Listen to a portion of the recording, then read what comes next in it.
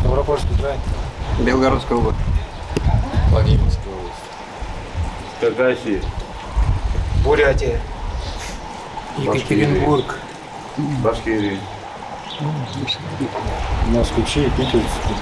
Все это куча со всей России. Со всей России.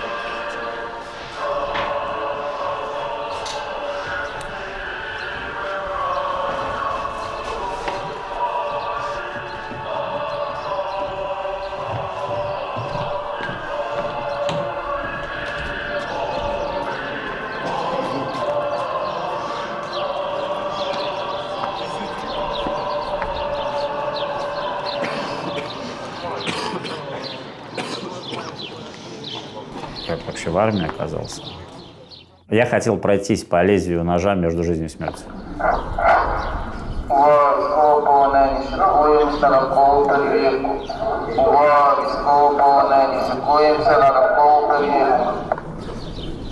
Я Ермолаев Андрей Евгеньевич, 23.08.1980 года. Я не против видео. Сколько времени вы в плену? Через месяц будет ровно год. А кто вы по национальности? Русский.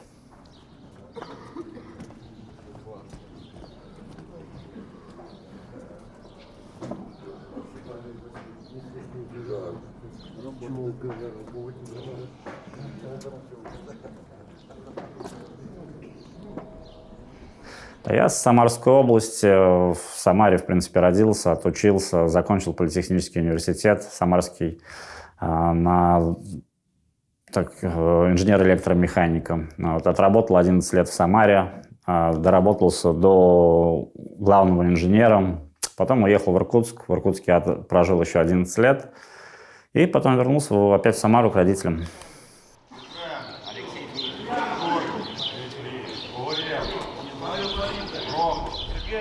У меня дети есть, у меня два великолепных пацана. Ну, семьи как бы таковой нету, потому что на тот период, когда я уже был в учебке, я был разведен. Старший сын у меня сейчас Ваня, он хочет стать летчиком, и, ну, как бы сперва военным летчиком, потом гражданским. Ну, как бы не знаю, как сейчас дальше сложится это все. Вот. А младший сын, Женька, на сегодняшний день, это я буквально узнал из письма от Красного Креста, что он очень сильно заинтересовался шахматами и очень сильно хочет научиться танцевать балет. Вы когда-нибудь думали, что станете военным? Нет, никогда. Мне было 18 лет, это 98-99 год. Как раз началась Вторая Чеченка. На тот период мой отец очень близко как бы общался с военкомом, с начальником военкомата. И они сделали так, чтобы меня не взяли в эту армию, ну, туда, на Чечню. Ну, а потом, как бы, впоследствии получилось так, что я пошел уже сюда. А с чеченцами вы пересекались в России?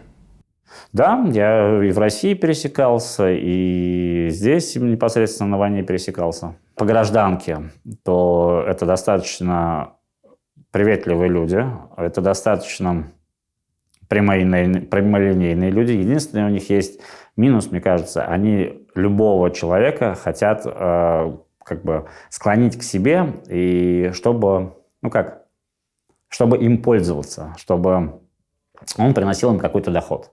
А здесь, на войне, как бы, ну, честно могу сказать, они трусливые.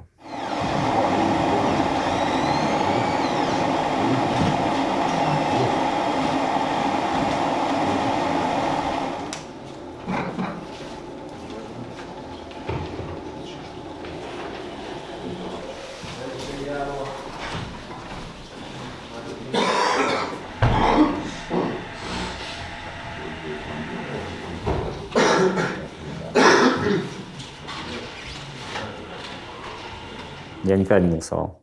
Вот 18 лет мне как исполнилось, когда мне право голоса пришло, я ни разу не голосовал. Вру, один раз я голосовал за Жириновского. Выборы, да в любой организации, там, в депутаты, не в депутаты, как бы, там уже все решено. Там как бы слово обыденного человека, простого человека, как бы там не решает ничего.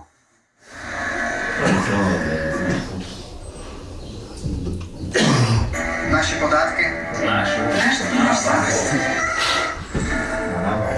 Посмотрим, як ваші податки вищають. Ефір марафону продовжує команда каналу «Ми Україна». Це найважливіше на цю мить просто зараз. Я Ігор Кувков. Починаємо. Масована нічна атака шахеда по Харкову. Офіційно відомо про 4 загиблих, ще 10 постраждалих від самого ранку. На місці... Меня никто не переубедит. Любая война – это политика и это разделение земельных участков. Все. Кому-то захотелось урвать кусочек, посидели. Ну вот просто даже если логику, как бы логически рассудить. Там, что у нас, 4-5 лет там назад был коронавирус. Посидели, грубо говоря, собрались 4 человека. Сказали, так, у нас слишком дохрена народу. Надо вот там пару кусков земли урвать. Что надо сделать? Давайте-ка замутим мы коронавирус. Все. Они придумали эту заразу, запустили в население. Население маленько уменьшилось. Ага, мы небольшой кусочек забрали себе. А что забрали? Ну нет, я образно говорю. Я не говорю, что это, я просто образно говорю. И все. И сейчас как бы коронавирус утух. Давайте-ка мы развяжем войну. И тоже как бы поделим, там, допустим, эту же Украину на куски. Это не Владимир Владимирович не решает, это не Зеленский не решает, это как бы не Байден, никто. Это все равно какая-то группа людей. Тайное правительство? Ну, конечно, это всегда оно было и есть и будет. 5, 6, 10, 12 человек, но все равно они есть.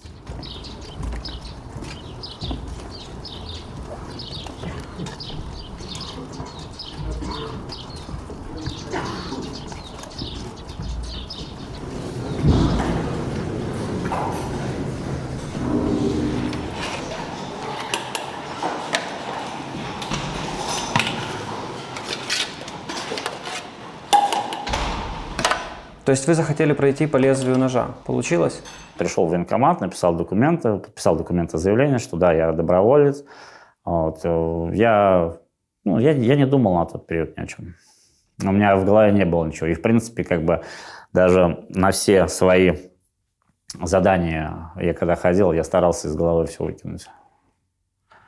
Потому что с пустой головой проще. Ну, я пошел в разведку. Как бы, когда у меня отец узнал, что я пошел в разведку, в спецподразделение, как бы, он сказал, говорит, ты понимаешь, что они смертники? Я говорю, да, понимаю.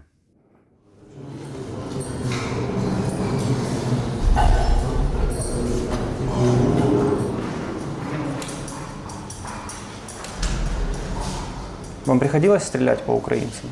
Да. Немножко назад вернусь. С 14 лет я начал заниматься охотой. Как бы с 16 лет я плотно подсел на охоту. Суббота, воскресенье. Как бы это, я постоянно ездил на охоту, причем ездил, как бы, начиная от мелкой дичи, там, заяц, лиса, тетерев, глухарь, как бы доходило до кабана,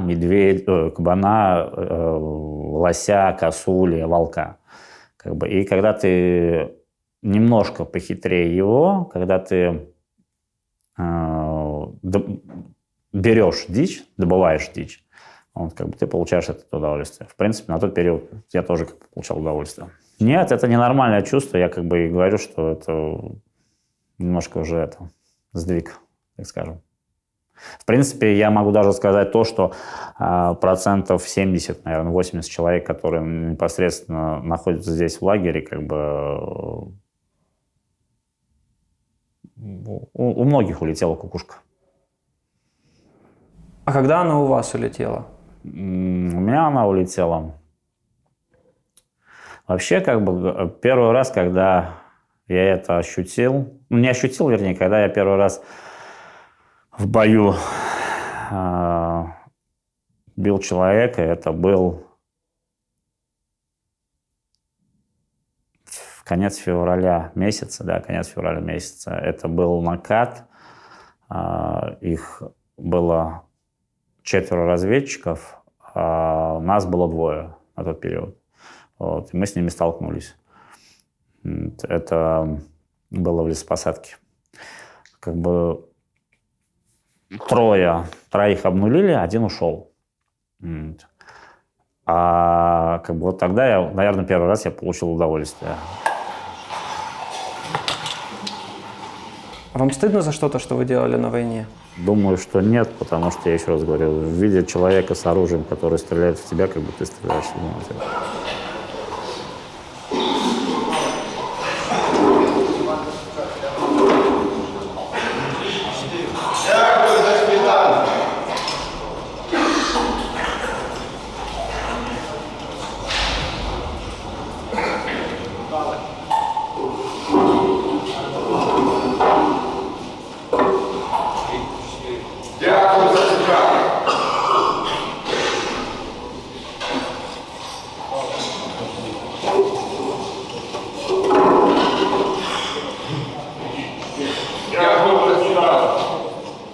Я себя не считаю оккупантом.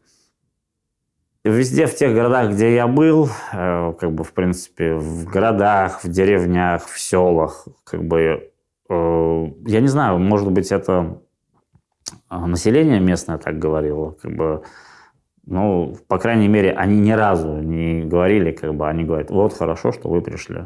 Не, ну вы же с оружием пришли. Да, мы с оружием были. Мы с оружием были, заходили, бэхи, танки, как бы, местами заходили, как бы, ну, вначале, как бы, в любом случае идет везде разведка, как бы, потом уже заходит основной состав.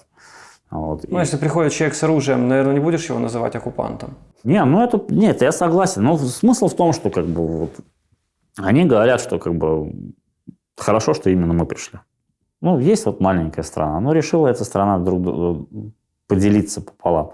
Ну, вышли они, там, побили они друг другу морду, разошлись, поделились, и все. Одна половинка живет с одной стороны, вторая половинка живет с другой стороны. Все хорошо.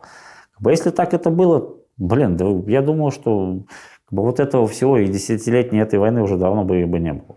Так, подождите, у вас Чечня хотела сама жить? Ну, там везде, как бы, везде есть свои нюансы, везде есть свои, как бы, эти... Тут, я еще раз говорю, тут мы должны быть политиками и должны, как бы, до такой степени подкованными быть информацией, что... Не, ну, подождите, информация, которая есть. Чечня хотела отделиться. Ну она же отделилась. Ее же не отпустили?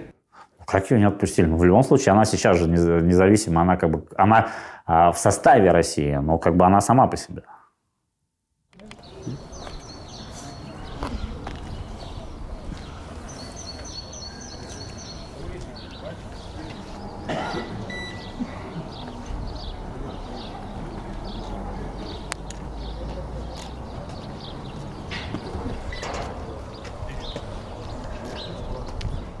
Вот именно украинцев никак не называем.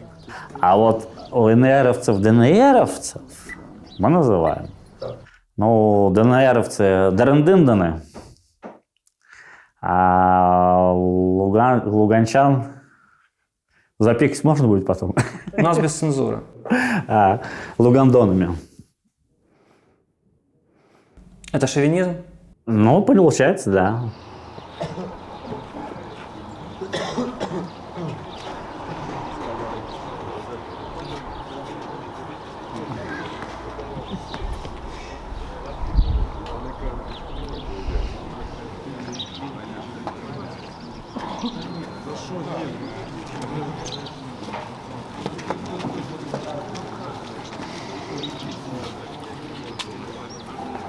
Когда я вернусь в Россию, когда меня обменяют, я тот же самый вопрос задам ФСБшникам. Где же вот это вот выражение «мы своих не бросаем»? Где оно? Так, получается, кукушка улетела не от убийств, а потому что вас не поменяли? Да. Где она? Где вот это вот мы своих не бросаем? Ну как так вы своих не бросаете? Когда России нужна была помощь, так скажем, там кто доброволец, мобики, контрактники, они пошли на войну, как бы там, хотя, в принципе, я сомневаюсь, у большинства населения были возможности там как-то закосить, скосить там и не идти, но они пошли.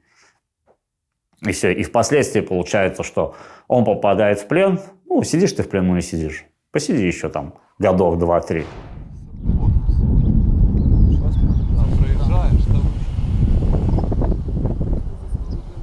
А если вас поменяют, вы пойдете опять на войну? Я именно сюда пойти не пойду. Вот. Но продолжать дальше, так скажем, военное дело я пойду. Помимо славянской войны, есть другие войны, в которых, как бы, в принципе, можно поучаствовать. И...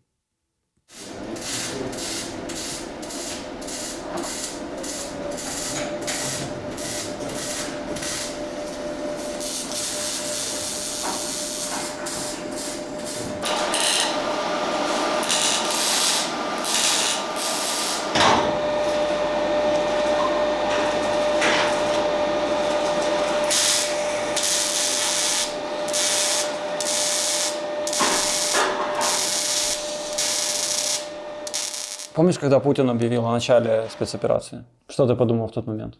Специальная военная операция. Какая ее цель?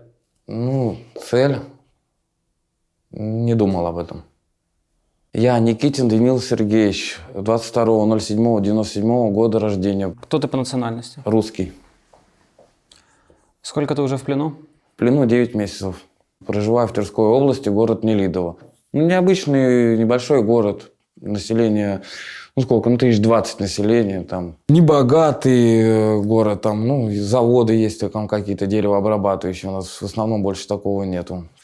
Кто-то молодежь старается, стремится уехать в большой город. Вот, как и я раньше как-то хотел тоже уехать в большой город, но не получилось. Но все, что не делается, все оно к лучшему. А куда ты хотел уехать? Ну, в ту же самую Тверь, в столицу Тверской области. А за границей был? Нет, в Белоруссии был. А чего смеешься? Да нет, ну просто.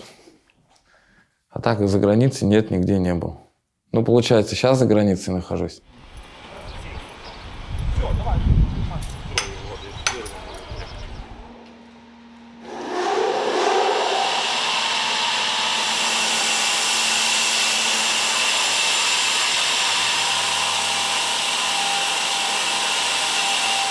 С женой жил, с ребенком, родители есть. Супруга, ну, у меня в гражданском браке мы с ней жили. Вот. Как бы жили, потому что сейчас уже она уже с другим, походу, живет, пока здесь я в плену. Это когда я еще был, получается, на позициях, на войне. Получается, был, звонил, уже было все понятно, как бы по разговору. И так, как бы, что я понял, что гуляет. А здесь раз как-то ходил на звонок, не дозвонился матери. Мать была в больнице, не взяла трубку. Я позвонил отцу, ну, отец сказал, что она уже, походу, живет с другим. Ну, а что тут? Бог ей судья, судить я ее не могу за это. Еще до сих пор что-то осталось, любовь, да, я скрывать не буду. Тем более сына она мне подарила хорошего, красивого, умного. В июле будет 5 лет. Работа обычная, ничего серьезного в работе не было. Работа связана с лесом, пилил, доски делал. А что тебе больше всего нравилось в твоей работе? Ну, зарплата, конечно же. 1060-80 у меня вот выходило в месяц.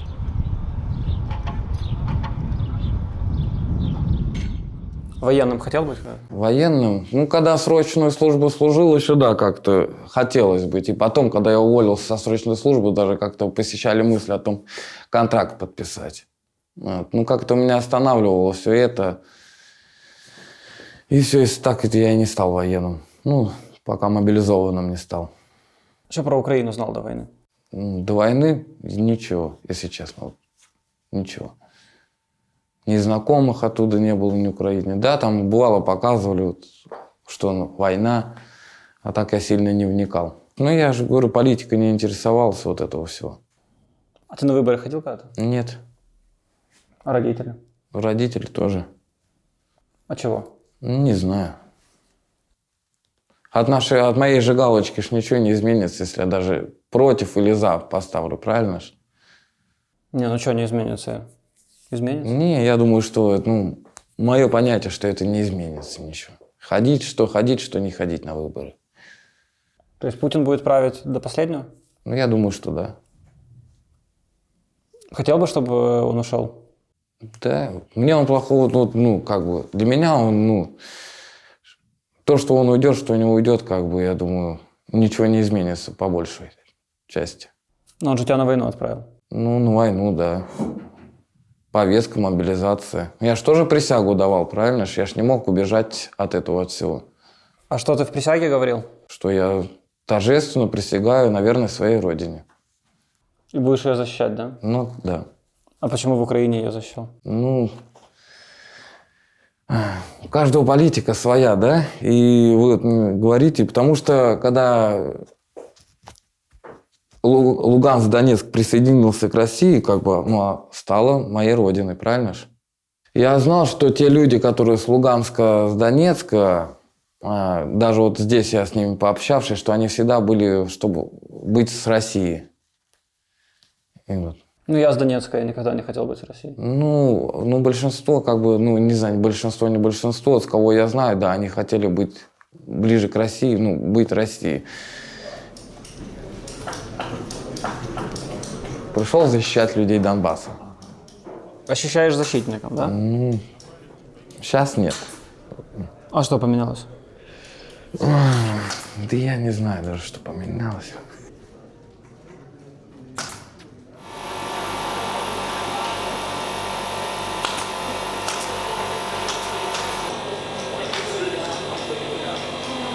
Про нацистов, я их не видел. Даже вот сюда приехал, на Западную Украину, когда меня привезли в плен, да, сюда нет, все нормально, здесь относятся нормально, такие люди же все, обычные люди. Нацистов я не видел.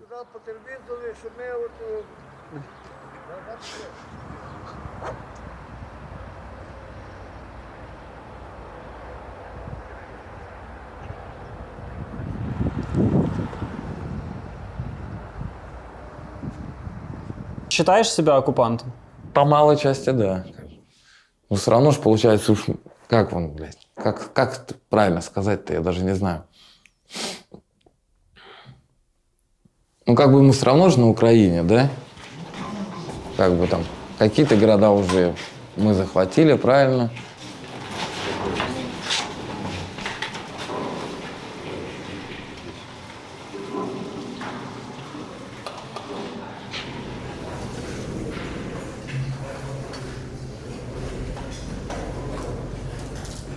Если бы можно было время назад отмотать, ты бы все равно пошел на войну сюда? Я думаю, чтобы... все равно повестка же. Повестка. Как ты не хочешь, все равно пойдешь. Так, не знаю, руку себе сломать, ногу. Да не. Это ж больно.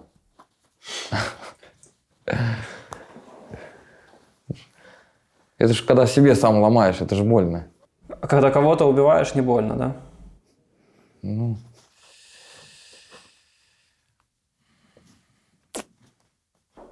Ты доверяешь российскому государству? Я? Да. Это ж мое государство. А Путину веришь? Путину? Да. Ты не считаешь, что он тебя обманул? Он меня не обманул. Я обычный гражданин.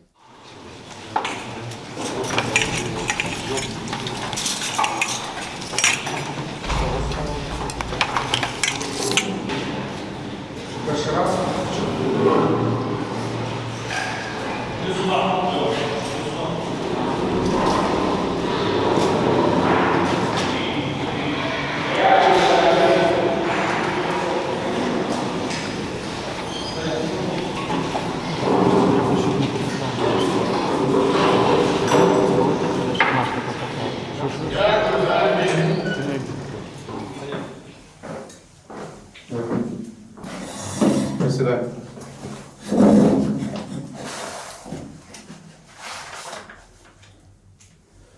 Прізвище, ім'я по батькові.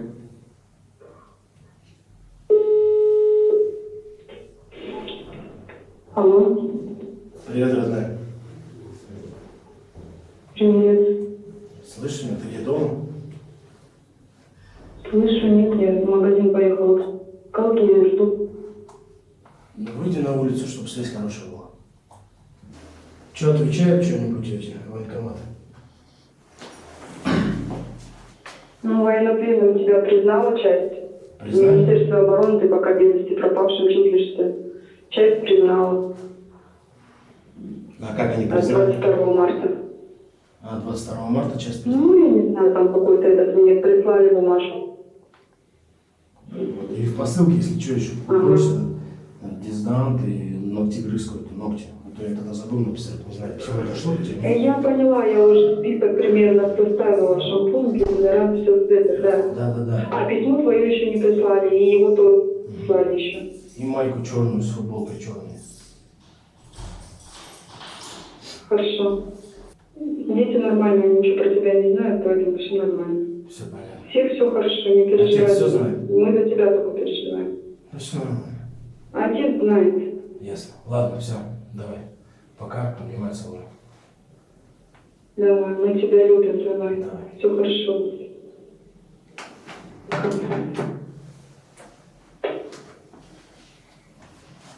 Все, телефонна розмова закінчена, можете йти.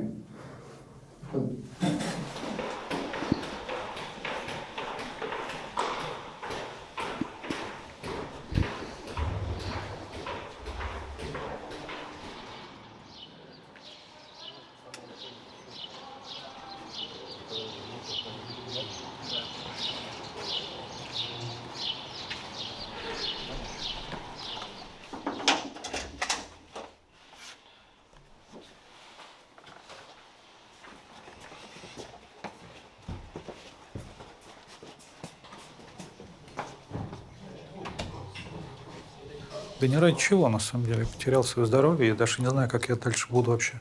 Каким образом мне это будет компенсировать, не будут. Я даже не знаю, в каком статусе я нахожусь на текущий момент. Говорил Денис Николаевич, через неделю будет 46. Русский. Я из города Воронежа. Замечательный город. Недалеко от границы с Украиной, кстати. Город-миллионник. Достаточно зеленый. Он мне очень нравится. Сын заканчивает школу, дочка в 5 класс переходит, родители живы. Я был руководителем по направлению продаж. В основном это продукты питания, либо напитки. А бывали до войны в Украине? В Крыму отдыхал, город Коктебель. Красивый винный регион. Достаточно много виноградников, это я помню. Очень красивая природа, красивое море. Хорошие люди были, на самом деле. Насколько я там отдыхал, да, и помню. Достаточно доброжелательные, спокойные. Мне там нравилось.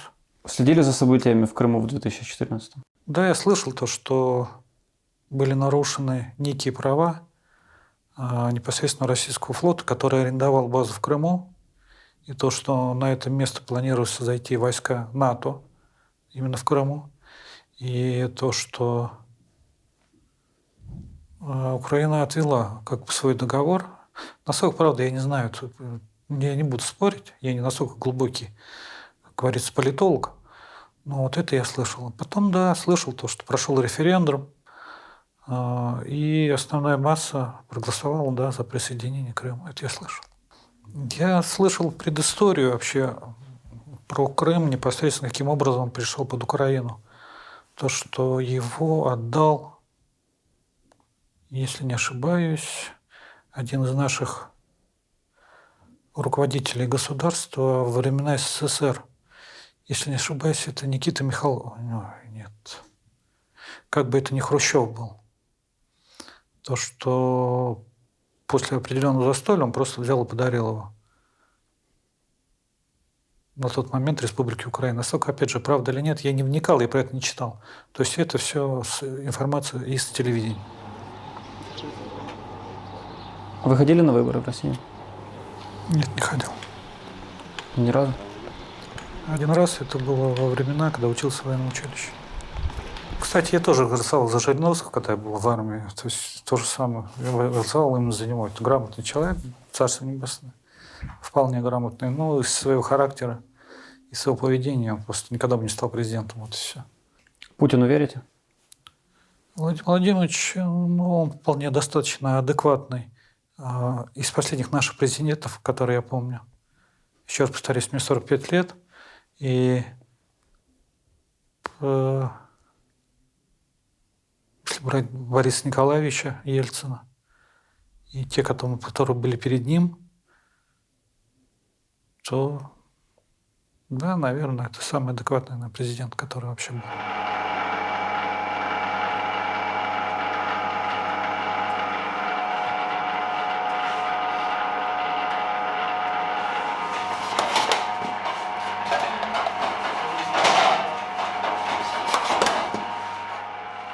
Цель военной операции, наверное, остановить какие-то агрессивные действия со стороны Украины. То, что заподозрил непосредственно наш президент Владимир Владимирович, это то, что вот касаемо Белгорода, территории, когда уже начались стычки непосредственно на территории уже России, только с этим как бы связано. Так, подождите, спецоперация аж началась в феврале 22-го, а в Белгороде начало туда прилетать там, ну, в лучшем случае летом 22-го. Ну да, это все это было не в первых числах, непосредственно это было позже. Поэтому нацистов в Украине, мне сложно сказать по поводу нацистов, насколько их здесь много было. И есть ли они сейчас на текущий момент, я не могу сказать. Ну, по крайней мере, здесь я не вижу их точно. И те люди, которые здесь работают, да, которые здесь живут, я по ним вижу, что нет в них ничего как такого нацистского. То есть люди адекватные, к нам хорошо относятся, с пониманием. Поэтому ничего не могу сказать в плане нацистов. Я лично их не видел. Я контрактник, на самом деле. Контрактник, учился до этого на начальника продовольственной весевой службы. То есть это относится непосредственно к обозникам, к службе тыла. В принципе, изначально, когда я приходил в военкомат, я общался на тему того, что хотел бы служить в тылу. То есть не для того, чтобы убивать, а именно как бы помогать. Помогать убивать? Нет, в вещах, ну как? Но все равно ж на войну пошли. Да, это война, да, я с вами согласен. Это убийство, в принципе. Да, так и есть. Это было очень страшно. На самом деле очень страшно, когда вот эти вот очень много трупов со всех сторон. И вот это вот убийство, это тяжело передать. Я просто пролежал на земле 40 минут. В меня летело, стреляло, не знаю, все, что есть, наверное. Как меня не убило сразу, я до сих пор не знаю. Просто полежал на земле. Я перемерз, мне перемерзли конечности, рук и ног. Непосредственно, когда уже взяли в плен. Я не буду скрывать, то есть ко мне достаточно неплохо отнеслись представители медицинских служб. То есть я не сразу попал в тюрьму. То есть я где-то неделю ездил по частному сектору, меня возили. И даже там мне представлялась медицинская помощь. То есть мне привозили в какой-то вагончик. Ну, перед этим закрывали глаза, то есть я не видел куда. И там пытались мне спасти непосредственно пальцы.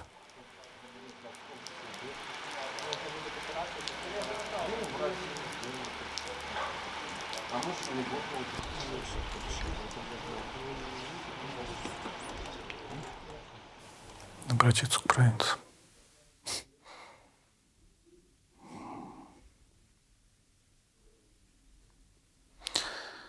Ну, наверное, обратился с тем, наверное, то, что помимо войны есть еще и жизнь, параллельно которая идет. То, что не надо пускать руки, нужно заниматься земледелием, своей работой, которая она есть.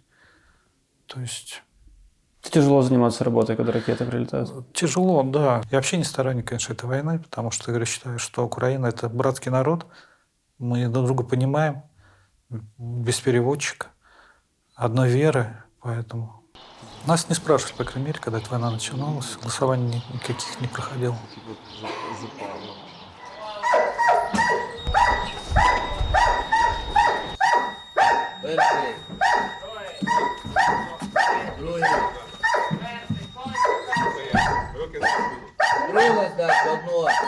Називаю прізвище, питаються кругом Яну. Шипуняєв. Миколаевский район, село Семянское, переулок Малаховский спуск, дом 7. Кругом. Демьянович, 17.09.1970. Республика Татарстан, город Нижнекамск. Строители 8А, квартира 22.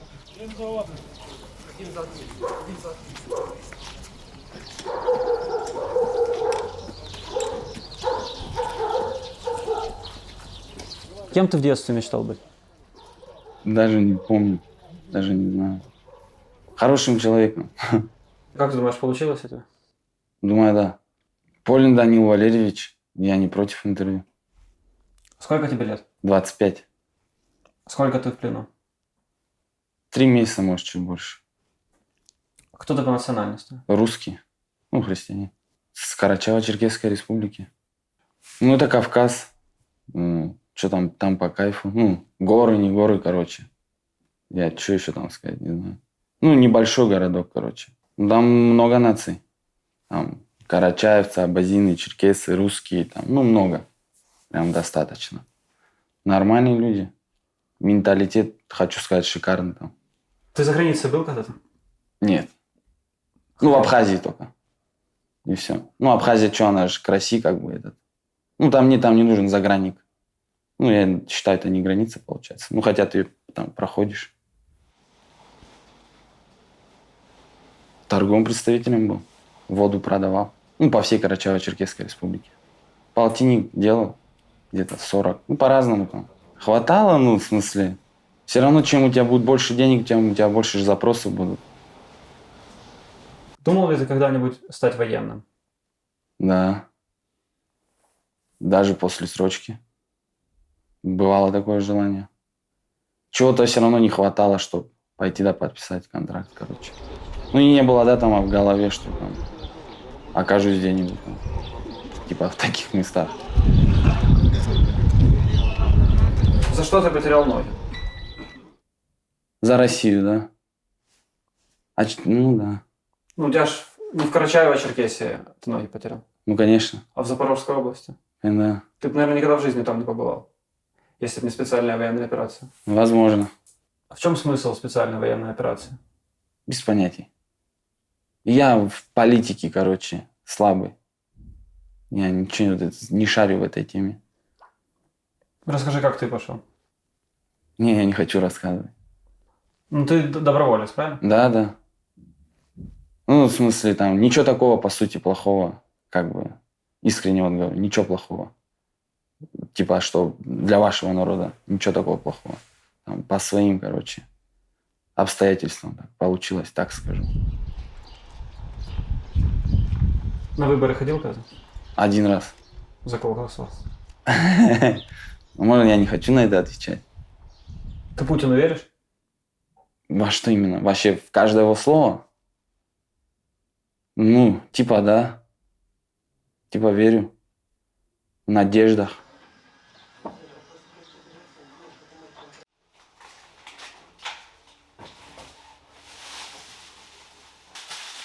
Да не сказал бы, честно говоря, что прям такой я оккупант. Ну, ты же в чужой стране с оружием оказался. Как это назвать? Короче, это провокационный вопрос, я считаю. Но я не знаю, что на него говорить.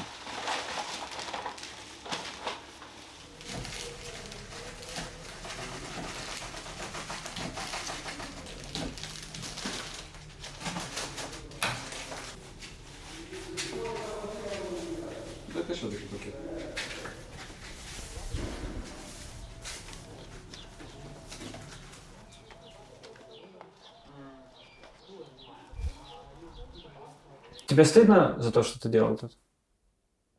Нет. Мне не стыдно. Я ничего плохого так-то, по сути, не сделал. Россия начала эту войну? Я не хочу отвечать на этот вопрос. Украина напала на Россию? Я не хочу отвечать на этот вопрос.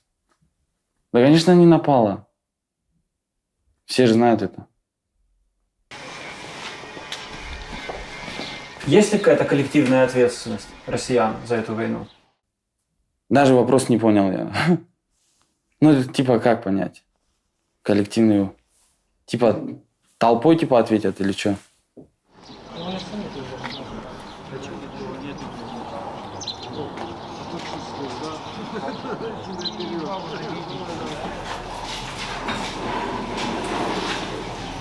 Прізвище. Руслан Макарович. Прізвище без. Без Руслан Макарович. Добре, кажіть, що хочете. А часы есть?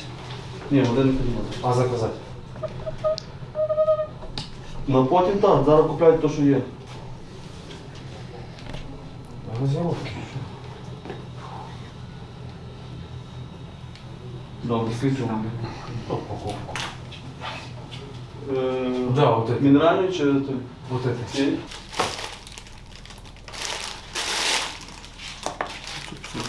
950 грам піде?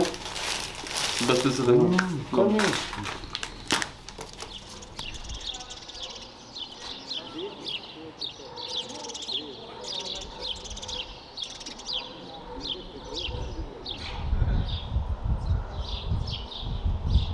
Прям до сюда. Вы же слышали, знаете, да, что над лагерем тут нормально летал? А мы все ждем, когда сюда шарахнет. А Представляете? чего? Да иногда не веришь ни в обмен, ни во что. Тут, психологически здесь немного тяжело. Тут еще контингент такой некоторый собрался, что это тяжело с некоторыми. Алкоголики. Вот это проблема, мне кажется. Бич общества. Это тяжело с ними.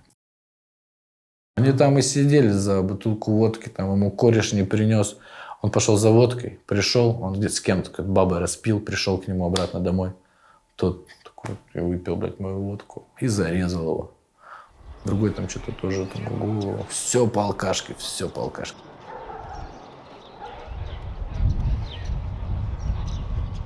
Я Варнавский Иван Андреевич, наполовину русский, наполовину татарин. 32 года. Город Челябинск на Урале находится, промышленный город. Много заводов, немного грязно, но стараются облагородить его. Тут, где в районе, где я живу, только 60 заводов находится. Ну, большие, маленькие.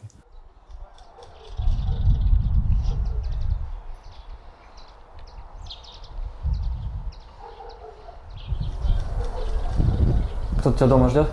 Мама разведен, так что сын только ждет. Сыну 10 лет исполнилось в феврале. Пропустил его день рождения 2 раза уже.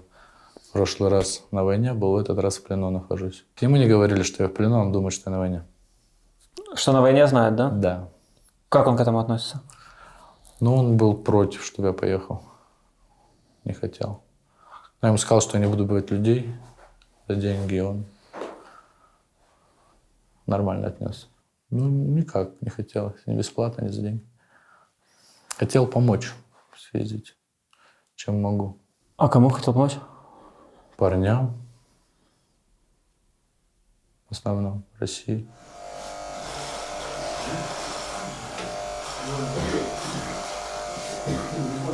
Но я как знал, что Украина терроризирует Донецк и Луганск. Попросили помощи России, Россия зашла, и вот я тоже решил участвовать. Ты добровольно, да, пошел? Да. Жалеешь? 50 на 50 скорее, что сюда попал. Жалею. Но если честно, я не думал, что так жестоко, что я думал как-то по-другому, но не знаю, чем я думал. А там прям серьезно все. А как ты представлял себе это? Даже не могу сказать, ну, как-то не так. А как все оказалось? Жестко, наверное, скажу. Вот крайний раз пошли, это был Бахмут в Клещеевке, там как бы ты заходишь, даже не пострелять, грубо говоря, но в тебя никто, контактного боя нету, сверху все стреляют, стреляют и падают. Все идут, умирают, умирают. Там батальон мой лежит. А ты в Челябинске жил, тебе без Донецка плохо жилось? Это слово-то на только в книжках читал, да, по телевизору пару раз слышал. Нет, все равно было. А если бы ты умер за Донецк? Было бы печально. Ну, для моей семьи. А так, Умер. А сын стал связаться домой. Я был эгоистом, жестоким просто. Кончинючим эгоистом, что раз уехал. Прикинь, сколько вы сыновей оставили без отцов. Да. Парни в отпуск ездили. Расписывались, делали детей, приезжали. И на второй день нету просто.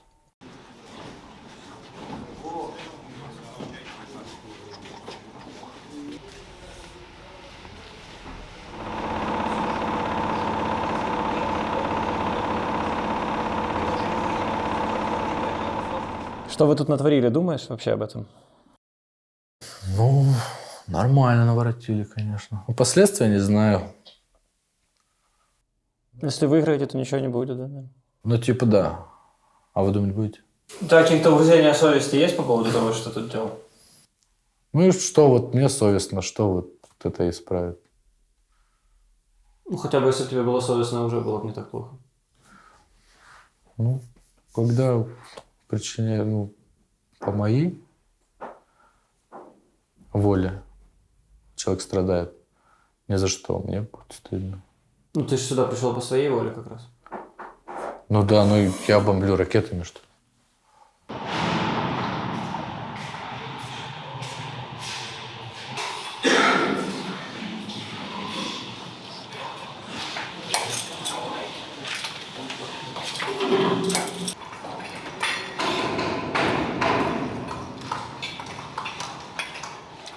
Обманул тебя Путин, не обманул?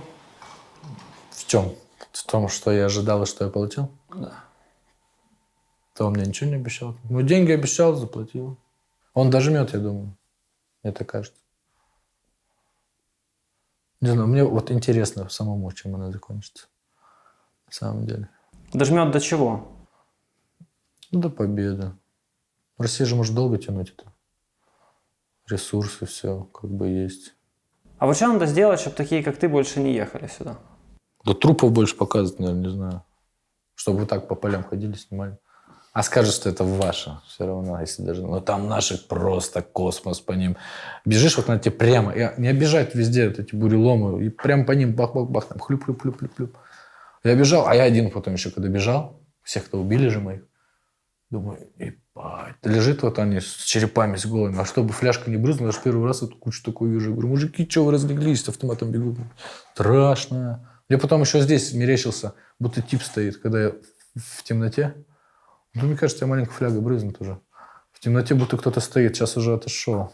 Но я понимал, что это ненормально, что это кажется. Но потом отошло. Запах этот. Вот мясо будет испорчено, я трупов представляю. Ну вот за что они погибли? За идею свою, у каждого своя цель. А вот кто-то решил добиться через Украину этих целей. Получилось, как получилось.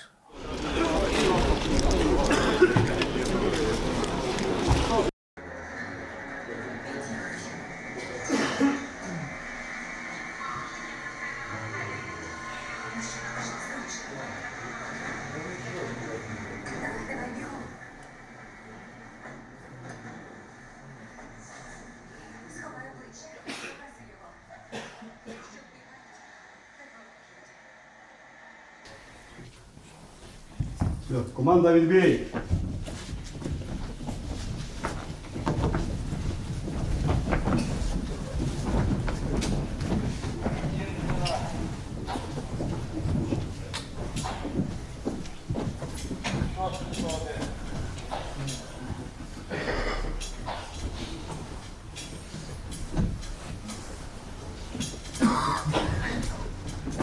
Так, главное не запутаться.